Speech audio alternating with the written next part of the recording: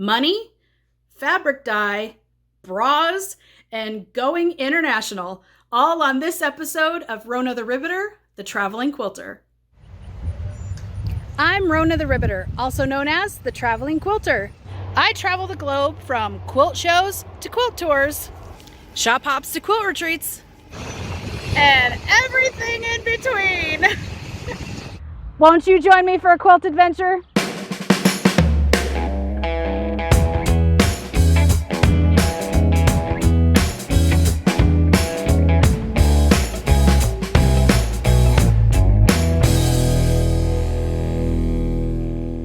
I'm Mark Ingram, and I'm the director of Original Sewing and Quilt Expo.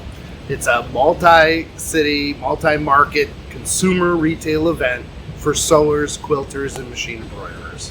When a newbie or a rookie quilter or someone who has never attended a quilt show event of a national caliber, they will see the top educators and the top retailers that are available, showing some of the coolest, newest, innovative stuff. We have so much technology, which I always return to. The technology in sewing is just phenomenal. There's so many new things, notions, robots, just computer software, so many things to make our lives easier and to get us going on projects faster, ramping up quicker, and delivering a product that looks almost professionally made or professionally made. So that's part of like what you'll see versus maybe just being in a smaller, kind of very regional. It's load-in day. This is the day that most people never get to see. This is the day that vendors from around the country, and some from even outside the United States, bring all their offerings to the showroom floor to set up their booths and prepare for opening day of the quilt show. Good morning. I'm Dave Reba with Vivilux LED Lights. Our corporate name is Harbor Sales, and Vivilux is our brand name. We make LED lights and lasers for sewing, quilting, and crafting. How long does it usually take you to set up your booth before the show starts? I've pared our booth down to where it takes me about 2.5 to 3 hours. Do you have kind of a set way that you set everything up, or is it a little bit different each time? How does that happen? Well, that's what perplexes me, because we have basically the same setup for every show, and every show is unique because you take a look at, for example, the traffic flows. Which direction are most of your visitors coming from? Realizing by the middle of the show they're coming from all directions, but there is a flow through the show floor. So the first thing you have to figure out is, are you positioned in the right spot? Are you, where your customers are? So every show becomes unique, even though it's all kind of variations on the same thing.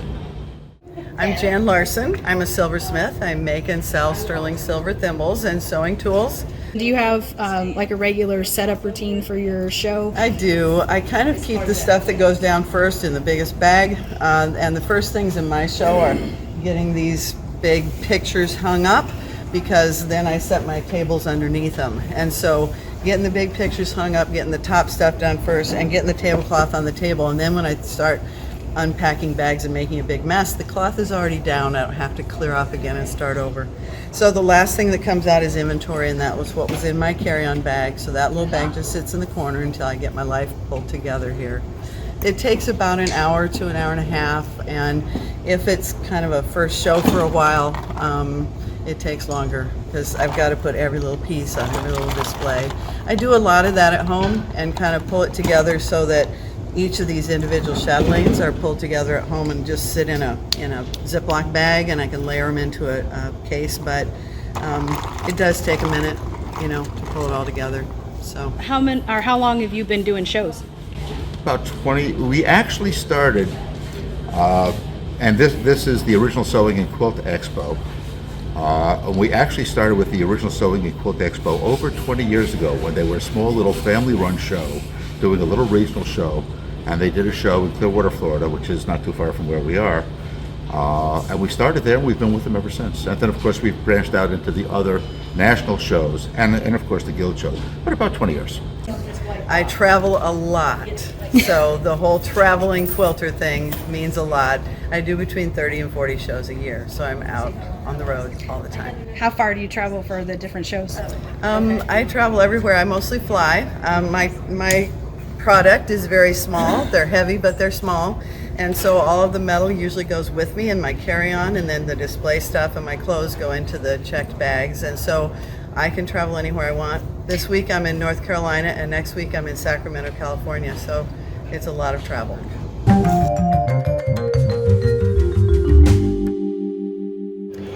This week in Ribbon's Tip of the Week, when you're attending a national size quilt show, always pre-register online. And my biggest tip is pre-register as soon as you possibly can. And the reason for this is because several of the workshops that go on are going to sell out pretty quickly, especially the more popular ones with the big name designers and teachers, that sort of thing. The sooner you register for those workshops, the higher the probability that you can get in. Not to mention, some of the shows actually will have the first so many people that register. I've actually seen this at a couple shows where they give you a freebie, like a preview night where you get into the vendor mall for 1 or 2 hours before the show even opens. So it always is a good idea to register online as soon as you can for those national size quilt show workshops. So how many people do you have on your team to organize a show of this size? Ooh, that's a great question too. I sometimes am really surprised at how much we can do with how few people we work with. There are, in our core group in our office, there are 5 people. And I work with some of the most amazing independent contractors who join us traveling from show to show. And so we bring in about another 6 or 8 independent contractors. How long in advance do you start the process? Yeah, I think that some of the mass media advertising that I planned out started about 13 months ago. And that was partly because we were still under those COVID shutdowns.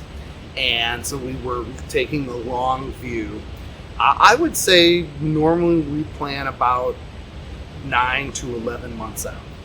Is kind of our rotation. We get through an event, so on a repeat show, we get through the event, we take a little breather, and then at about month 11, not 10 and 9 from the show, then that's when we kind of buckle down and talk about the things we need to do and figure out who should be coming back, who was successful there as a teacher, and where on the surveys we see we have weaknesses and that we need to invite other kinds of faculty in to kind of fulfill those needs.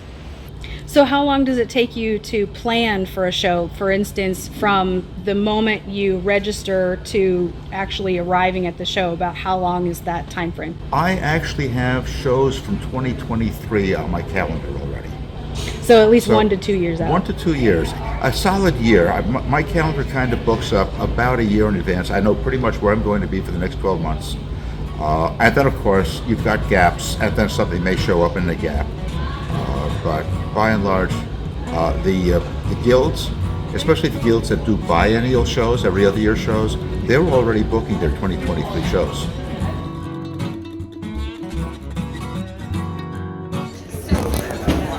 Hey guys, okay, so we are now ready to rock and roll. We got the booth set up.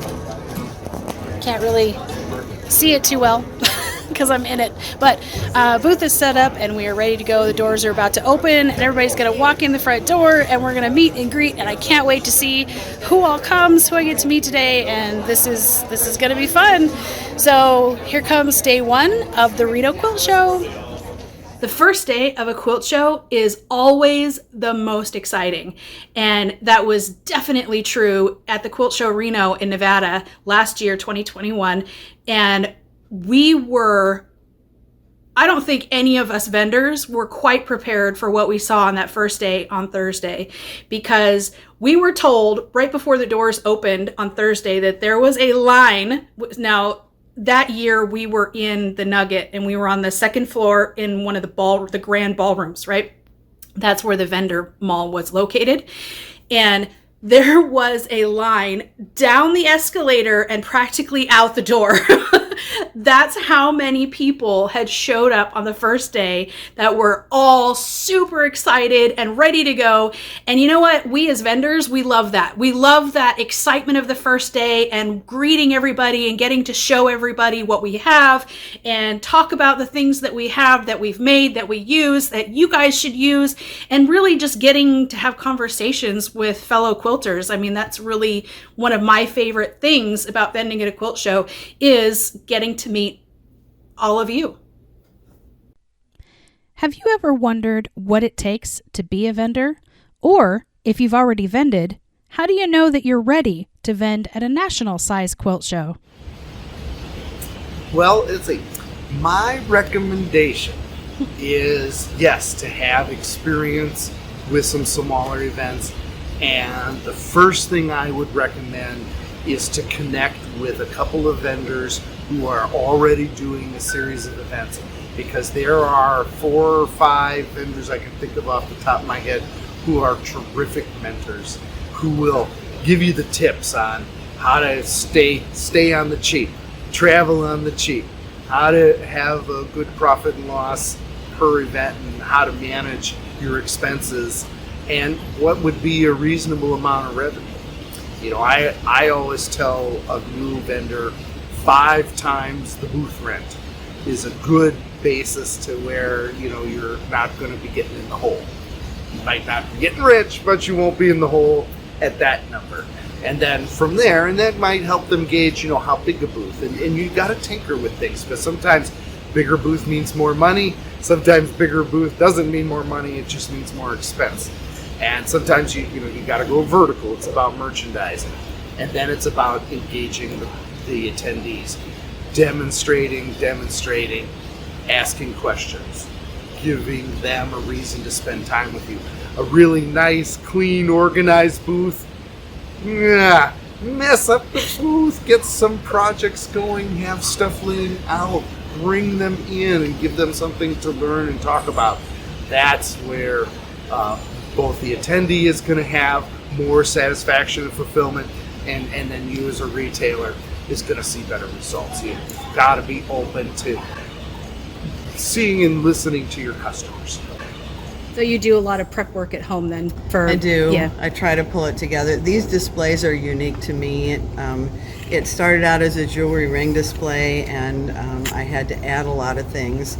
If you just put a thimble out there on a cord, they just lay sideways and it's a mess. And so I've had to build all these little pegs and cover them with the black velvet, and it's been it takes probably 40 hours to build one of these. Even after I purchased the piece kind of half made, it's another 40 hours of putting it together. So when I'm bored at a show, which never happens, I'm always very busy, but when I'm bored at a show, I have little things that I work on. And so one of the things that I brought this time is I've got more inventory than I thought, and I need to have another one of these great big displays. And so while I'm here, I'm velvet covering each of the little pegs. There's 72 little pegs on here, and they screw on with a little screw, and you have to use special tools to get it on, but they screw on with the screw, and then everything has to be pulled through and the velvet covered. So I'm making the 72 pegs at this show. I've got my stuff all down at the end of the booth, and that's what happens when early in the morning, late in the afternoon, when there's not as many people standing around. I go sit down on my thing and work. What we're doing with the shows is really 2 things. One, of course, is we're showcasing our products. But the other thing is we're talking to our customers and hearing the feedback from our customers of what they like, what they don't like, because all of our products evolve. You know, you do the best job you can when you develop a product, and then of course you hear all the things you didn't think about. So every one of our products goes through an evolutionary stage as we see what features work, what features we forgot about, and so on. So they improve over time.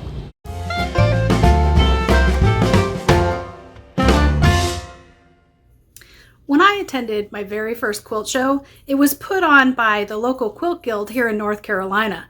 Then flash forward a few months and somebody asked me to attend a national size quilt show. My jaw dropped.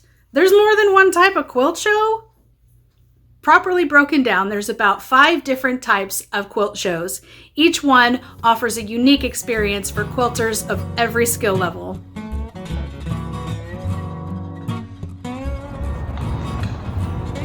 Guild show. Quilt guilds are basically a group of quilters who get together each month to share their quilts, learn new techniques, and discuss all things quilting related. They're very much a fellowship of quilters. In fact, these quilt guilds have become so popular, you can probably find one near where you live, if you haven't joined one already. Many of the larger size quilt guilds require membership dues to join and use those funds to bring in guest teachers each month for the members to learn everything from techniques to the latest quilting gadgets and everything in between. And to bring in even more funds for even bigger quilting names and teachers, many quilt guilds will host an annual or biannual quilt show. These guild quilt shows are usually of smaller size, and it's easy to experience them completely in one single day. You can usually expect to see quilts by the guild members on display and quilts made by others in the community, as well as a few local vendors. Many times, local quilt shops will have a booth set up at the guild show. The next type of quilt show is actually not technically a quilt show. The next one is called a quilt marketplace. Some may argue that a quilting marketplace is not technically a quilt show.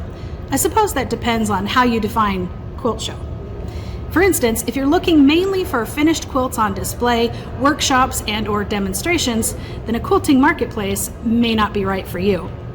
The quilting marketplace is technically a show that brings together several quilting vendors so you can conveniently shop with them all in one place. In fact, a true quilting marketplace is somewhat of a rarity.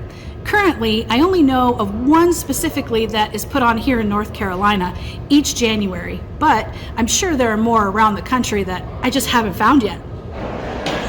The next quilt show on our list is the National Size Quilt Show. What does the book have to say?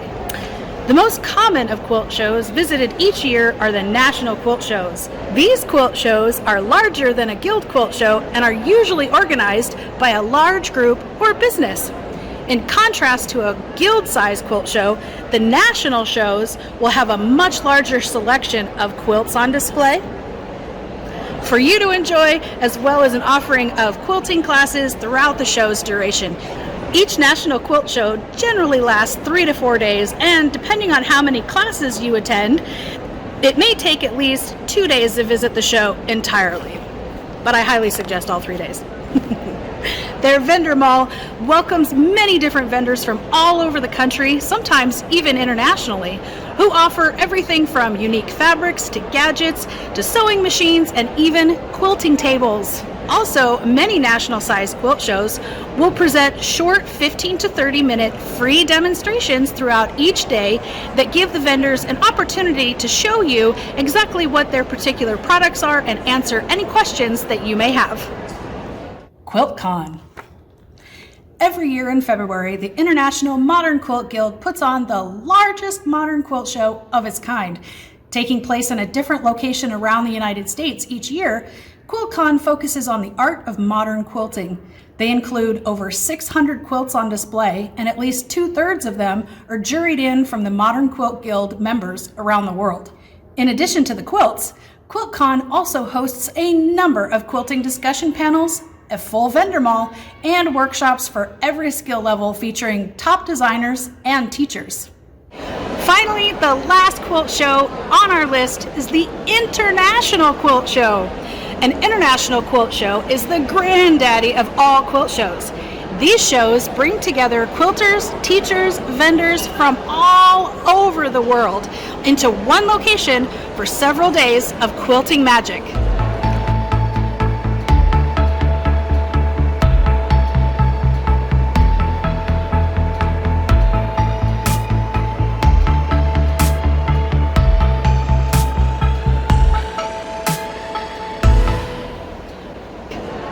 You can spend at least 3 to 5 days at an international quilt show. But even then, you probably won't be able to see and experience everything between multiple classes happening each day, hundreds of vendors, literally like 200 vendors, and an incredible array of amazing quilts on display presented by some of the top quilters from around the world. You can also expect to find some of the top quilting teachers from around the world offering classes on their newest and greatest techniques and so much more. One of the best things about an international quilt show is that not only do you get to see the incredible quilting talent, but you also get to experience firsthand the cultures in which these artists reside. Each country's quilters have their own unique style and viewpoints, and they bring all of that into their quilting. In 2017, Nancy Zeman took a poll of her fans and asked them, "What is your focus when attending a sewing and quilting show?" Overwhelmingly, people spoke about how much inspiration and knowledge they get from the quilt shows, from the classes, demonstrations, and just chatting up your fellow quilters. You can learn more than you ever imagined at a quilt show. By the second day of the quilt show, this is usually a calmer day, and it's also usually the day that most of the people that had signed up for workshops on day one finally get to come out and visit us on the floor. Well, my name is Cindy Lobeck. My company is Die Hard Studio, and I teach fabric dyeing. I started my business in 2007, and I didn't start out teaching. I started out vending. I had a kit in a bucket, and you were going to just take the kit and go dye your own fabric. And it went well, but my demos would hook you guys. You would see me doing it, and you would say, "Oh, that doesn't look as sloppy as I thought. That doesn't look as messy as I thought. That looks pretty organized." And so one day I was doing a demo, I think my ice dyeing demo, and Bonnie Browning from AQS saw me, and she pulled me aside and said, "You should be teaching for me." And I said, "Okay." And literally that year my business took a full flip. I went from just vending to walking both for a while, but now I predominantly teach. If I'm at a show teaching, the people who will buy a kit are going to be in that class. So for people that are taking your classes, like what would you, or well, classes in general, I guess, what kind of things would you suggest for them as far as prepping, like getting prepared for classes, when to register, stuff like that? Well, a lot of my classes sell out very, very quickly. So if you see them and you want the class, I say don't let any grass grow. More often than not, my classes sell out. Now, we're re-entering the world of playing together, so they haven't been this year. But next year, I'm expecting things to pick up. I say register early, and that way you have time to find the things. Lately, we can't find supplies. Plastic bins are really hard, and we need plastic bins to dye in. Mm-hmm. So they're rough to find. And the earlier you know what your supply list is, the more you have time to prepare and find the right things. Yeah. Although I do provide about 90% of what you need. You just need a couple of bins to carry stuff around in.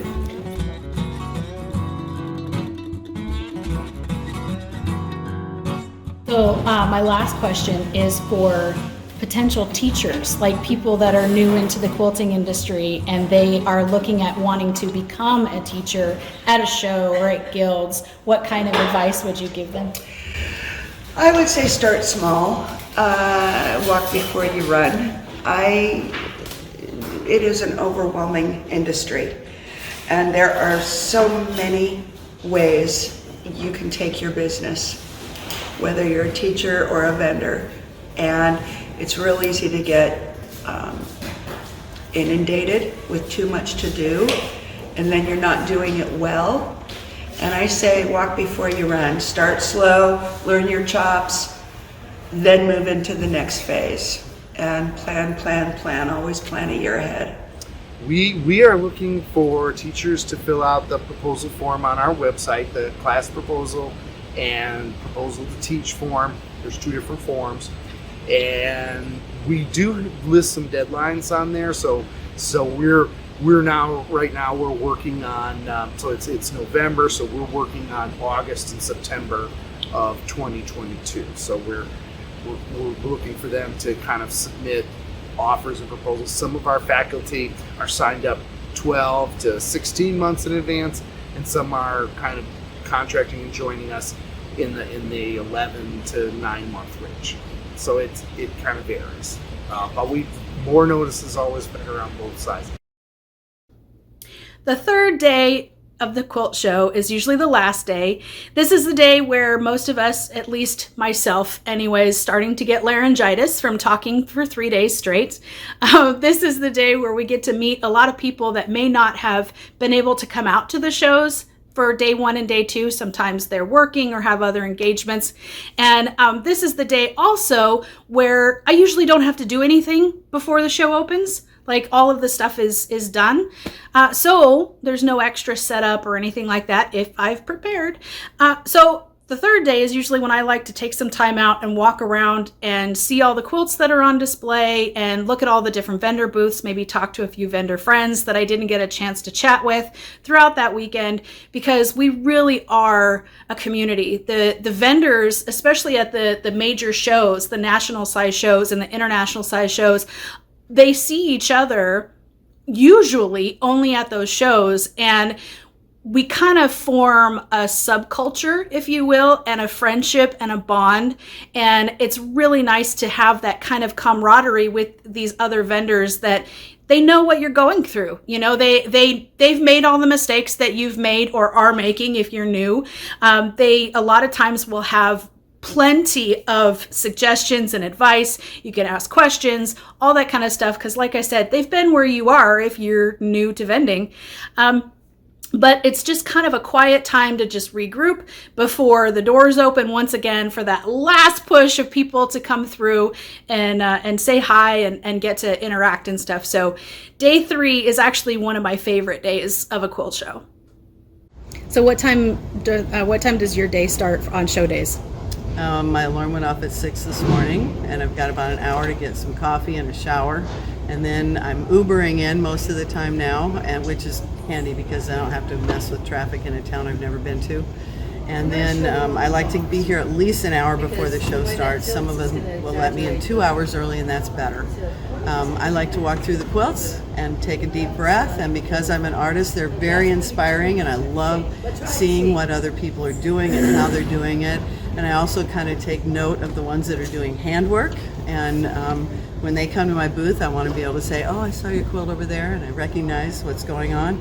And so it has been really fun. Some of the smaller guild shows have much more beautiful quilts than the ones that come to these larger, more international shows. And so I love doing that part. I walk through and drink a little coffee and walk through the quilts for at least an hour almost every morning.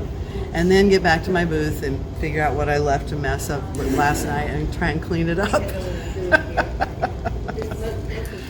I've actually attended, of course, several quilt shows before I started vending at them. And one of the things that surprised me the most about, especially at the national size shows, because you expect to see vendors that are selling notions and gadgets and fabrics and machines and tables and all that kind of quilting related stuff. I mean, after all, you're at a quilt show, right? One of the things I was not expecting to see was the bra lady. I am Patty the Bra Lady, and I am an independent distributor for Essential Bodywear, and we manufacture the most comfortable, uplifting, supportive bras you will ever wear. Within our company, we have about 500 independent reps, so you actually can go to essentialbodywear.com. You can put in your zip code and you can find a rep or a number of reps how many miles away from your home. So some of us travel. So I'm here in Raleigh, but I'm from Lowell, Indiana, but I have signed up to do these quilt shows because I'm a quilter and I'm a bra lady. So I'm like in heaven right So now. how many shows, is this like normal? Do you do a lot of quilt shows, or is this kind of new? Well, for me it's new. We had another girl in the company who has done these for years. That is how I got into this. I stood at a quilt show for 30 minutes to get fit and took her card and didn't call her for 10 years. So when I did, I had grandchildren that needed to be fit, and this company goes from a 30A to a 44I. So we can fit almost anybody, and they're comfortable and supportive, so then I joined. But it all started at a quilt show for me. Has COVID changed the way that you guys are presenting or setting up? Has it really changed any of that at all? Well, we have gone to the 1 per 8-foot table, so I certainly think the attendees are benefiting because they're getting a lot more space. We're not putting as many people in a classroom, which gives everybody a lot more elbow room and flexibility and comfortability. They can stretch out on their projects, big cutting mats next to them. So in that way, that's a little different. I think we've stretched out the lines and made some space. In the old days it was pack them in like sardines, and that was a good show. Now we're packing them in like sardines. That really wasn't comfortable for anyone anyway, and we're trying to make let people in spaces where we used to hold them back and clog up a whole hallway or whatever. Now we're letting people go through and spread out, and we're creating more seating at the concessions areas and things like that to make it feel better for people and probably be safer. Yeah, I think that's better all around for everybody. Yeah. I think the attendees enjoy that too. Yeah, it's plenty of room to walk around and take your time and look at things. Yes, there probably were some corrections that we needed to make that, you just ring everything so tight after you go. Now we've reset the clock. We're on a rebuild. We're starting from scratch. And we're aiming for the moon. Finally, the show is closed and the mad rush begins. You'd be astonished at how fast these booths can come down. Of course, having one person tear down versus 2 or 3 does make a big difference. And just like that, it's like we were never there. On to the next quilt show. This episode of Rona the Ribbeter, the Traveling Quilter, is brought to you by the amazing members of the Quilters community, the place where quilters from around the world come together for information, inspiration, and friendship. To learn more, visit ronatheribbeter.com/quilters-community.